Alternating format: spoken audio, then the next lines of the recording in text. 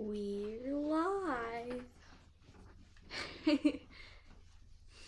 Morning. How you doing? Doing good. Woo! Oh boy. Another day. Yep. Another morning tea time with Sume. Yay. So, a lot of interesting developments on the gaming front. Yeah. So we're going to be doing a couple different game theory exercises with students. One on Friday at 5 p.m. Eastern Time. I think we're going to hit Prisoner's Dilemma for happy hour. And then do Tragedy of the Commons for our private demo. But then any students or parents that want to submit projects that relate to game theory or look at other games are welcome to do that. So we can play other people's games too, if they want to share those or want to go through that exercise. But I'll be ready. With these two games, which are great. Both games are really important. The first one is about learning the difference between one shot versus repeat games and how this changes the rational decision making on the part of the players.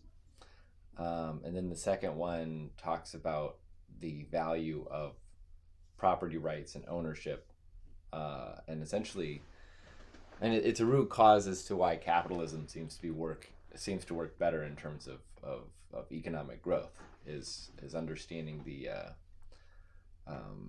the tragedy of the commons, that when things are owned by the community, then the responsibility to take care of it is basically left to no one. So that'll be interesting. And then starting next week, I think every Monday, we haven't set a firm time yet, but I'm thinking after kids get out of school. So 4:35 Eastern time. Might do later, just kind of depends. But we'd like to have that available for people in public school if they wanted to join. Mm-hmm. That was one big challenge once schools open back up, is to do written projects and be more involved is challenging if you're in school all day and then doing homework all afternoon. So we're going to try to make that a little bit more attainable. And then beyond that, we can go well beyond that. So building out apps. We're already building games as part of the Flutter and Python class. So as these games get more, interesting and then we can basically start to do more of what this Elon Musk inspired school synthesis does. Although I don't know, I watched some of their games and I wasn't super impressed. What it's type more of games were they? There was one where they were trying to populate all these planets. Mm-hmm. And they had to work together to do it. And they don't actually show much of the game. They just show the kids talking. And they're like, oh no, I'm running out of jet fuel. And another person's like, oh no, I'm running out of food. Oh no. Oh no. I'm running out of towels. Oh no, I'm running out of things to run out of. Bananas. Yeah. Yeah. But they're able to collaborate. Right. In real time. Mm-hmm. But and shout about how they're running out of stuff. And shout about how they're running out of stuff. Yeah. But it didn't necessarily seem as, it wasn't the long form discussion. Mm-hmm. It didn't seem like something that would actually build their capacity to have a longer attention span. Right. And dive really deep into something. So these games and game theory, these are very interesting games. But they're not quite as interesting as, oh no, I'm running out of aliens to shoot. Oh no. Oh no. And they're like, they're playing a video Yeah. game. They're playing a video game. It's collaborative. Right. Because it's collaborative, they're learning. Yeah. That's not really... Yeah, you're playing Fortnite and your Fortnite is collaborative. And your friend is on the same game. It's collaborative. We're learning teamwork. Yeah. Yeah. And it costs $180 a month for 4-hour long. I'm running out of whatever I'm running out of. Yeah. Yeah. No, I'm sure there's more to it than just running out of things. Yeah. You could also have too much of something. Yeah. I have so much stuff. I have so many plans. I'm sure there's more of that. Like the Conundrums that they came up with at Astronova. Really like those. We did those last week. Yeah. That's really what kicked us off. I mean, especially because, like, when some of them... Hello, Abhinav. So, some of them are, like, you can really kind of expand on it and have real insights into the real world based off of the conundrums and thinking about, like, there was the one that Yusuf did about the pizza place, and then we were, like, thinking about a lot of things that related to economics and other things like that. So yeah. There's very clear benefits to the conundrums because it's real world problem solving. Yeah. Real other world problem solving could be really important at some point. Yeah. Right now, most of like what we do is on Earth. Yeah. So I think that That's pretty great. Talking about those challenges Yeah. Makes a lot of sense. I also think that the involvement of adults is really valuable. But I think the adult, like the involvement should be structured in a way where it's kind of helping foster like the experience into learning about things and having conversations and expanding on like your knowledge and kind of, but also giving a lot of room to explore and take the conversation wherever people want to take it.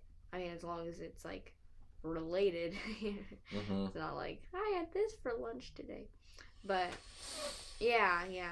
I'm running out of sandwiches. Oh no. Yeah. No, I think it's really good. So they seem to like the way that they're approaching this is the kids go in there, they don't explain the rules, there's no adults involved, and the kids just collaborate on this game. And I can see some value in that. But I also think that part of what makes a really valuable learning experience for kids, like on our demo day, is that there are adults there with experience in that particular area. And so they're not there to talk at you. They're there to respond and share thoughts on your project. Yeah. Right? So it's still kid-led, but then you get the benefit of adults with experience.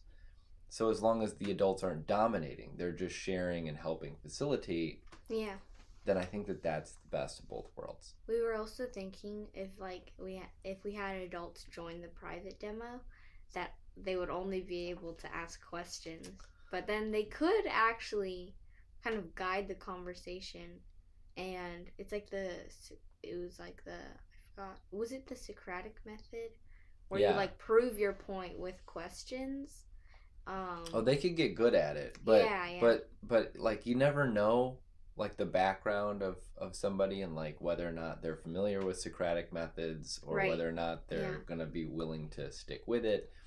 So I think you'd have to talk to folks ahead of time if we're gonna do it live. The private one we could do. Yeah, I was saying for the private demo. Okay. Yeah. Okay. Because you might have to do some correcting and be like, was that a question? Was that a question, Was Sally? that a question? Yeah. Mrs. Miller? You know. Yeah. But yeah, the idea of having questions, like as a rule, that parents can only ask questions during demo day, I think that would be funny. Yeah. I think it'd be great. Yeah. So there's a whole school that does this. What are they called? They're like... Oh, I forgot. It was...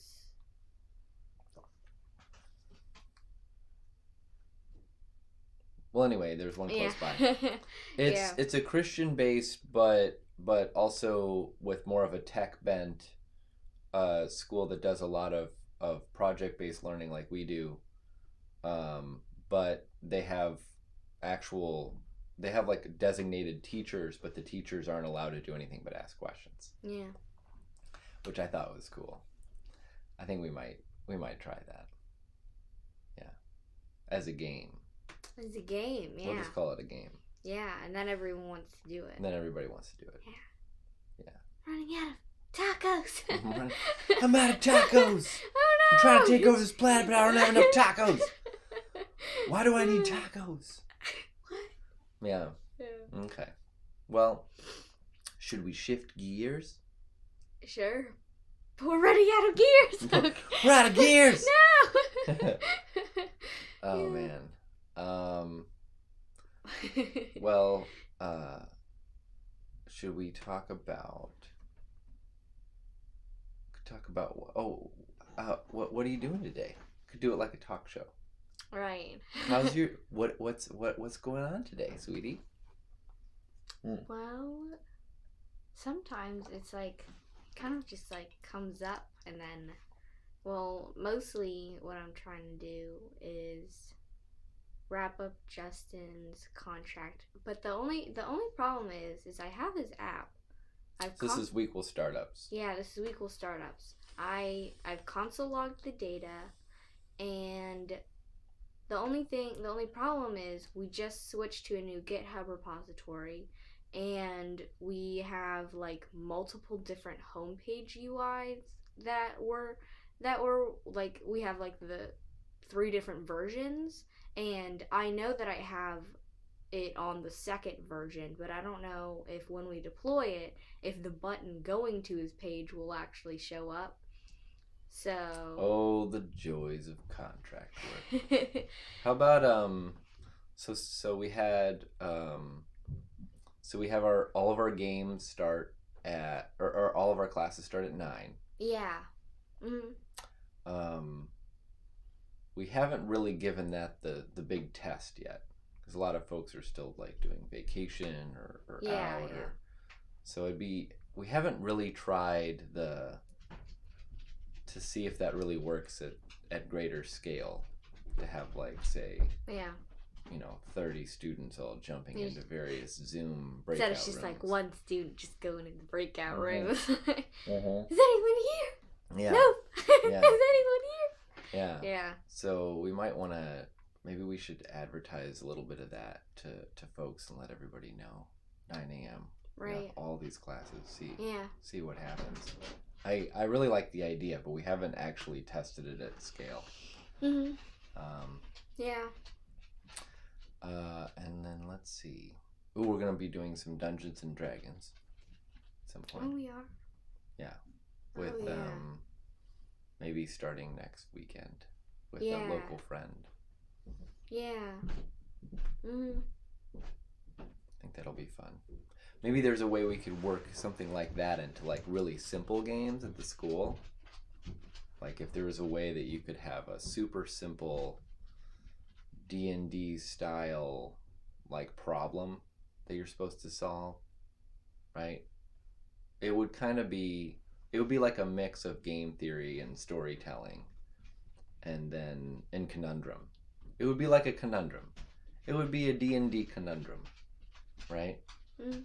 So like you come across a town of elves, and these elves are having a really rough time because the environment around them is being destroyed by humans that are just cutting down all the trees.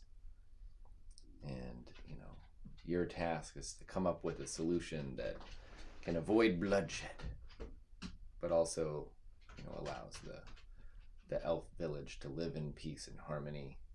Well, also the humans don't have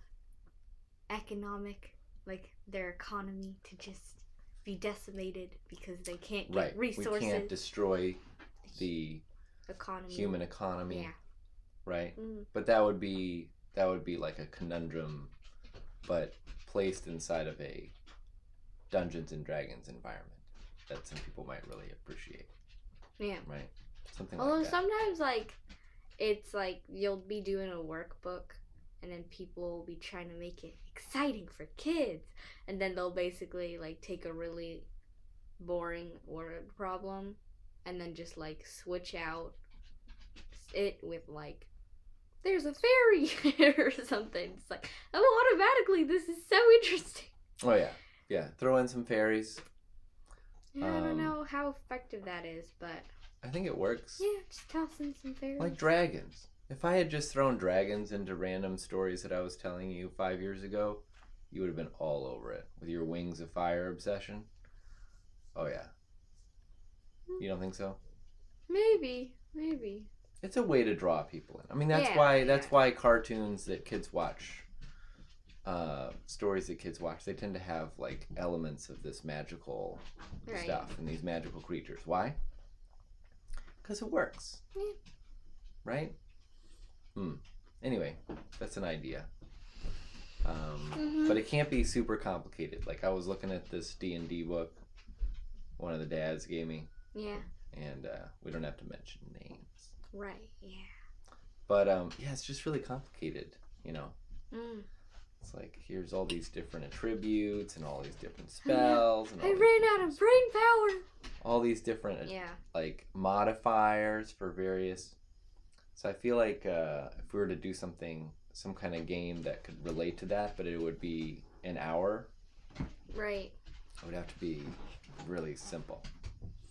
Yeah, well, I think we did kind of something like that for, like, your birthday. For my birthday, where we didn't like use a traditional handbook of rules and stuff. We mostly were just like coming up with something, and like the game master would basically just be like coming up with the story, and then yeah. That was too unstructured. Yeah, I think so. And too many people. Yeah. It was too many people. Yeah. It's like, who will go on this quest? 50 people. Me. Yeah. It was too much. Yeah. It was an interesting learning experience, but we didn't quite hit the sweet spot in terms of how to make that work. But maybe our dog is prancing upstairs. Yeah. As you can tell. Yeah. It's pretty bad. We can wrap this up. It's fine. Get ready for our 8:45. Okay. I think the main point is that we're looking into games. We're doing that's really loud, dog. Yep. We're looking into games. We're going to be doing a game this Friday at 5. That's during our happy hour. We're doing another one on Saturday at 12. We'll do other games that relate to projects if anybody wants to look into those. And then we'll be doing another game every week, a different game on Monday, sometime in the late afternoon, early evening. So that's it. We can close it out. Okay. Yeah. Yeah. Don't text mommy telling her. Okay. Okay. There's no getting past it now. The last 3 minutes of this is going to be nothing but prancing sounds. It's going to sound like Santa landed on the roof of our house with 8 tiny reindeer. Yep. With very long, sharp nails. We're going to go up and check the chimney and let him know that it's still like another month or so before he's supposed to come. Yep. Okay. Bye.